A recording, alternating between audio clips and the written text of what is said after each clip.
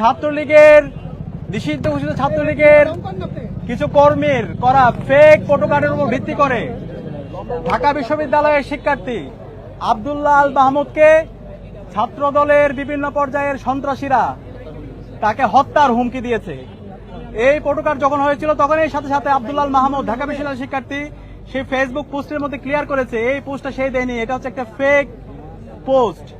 পরবর্তীতে সে তার জীবনের নিরাপত্তার জন্য শাহবাগ থানায় যায়। শাহবাগ থানায় গিয়ে সে জিডি করতে যায়।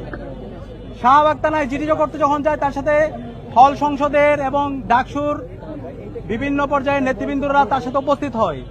কিন্তু আমরা দেখতে পেয়েছি যে এই থানায় আমাদেরকে নিরাপত্তা দেওয়ার কথা, যেই পুলিশ নাগরিকদেরকে নিরাপত্তা দেওয়ার কথা, আজকে সেই পুলিশের সামনে, সেই শাহবাগ থানায় ওসির সামনে, পুলিশের সামনে এই যারা জিডি করতে গেছে এবং তার যারা সহযোগী আমাদের ডাকসুর এবং হল সংসদের যারা গিয়েছে তাদের উপর বেধড়ক তার উপর হামলা হয়েছে।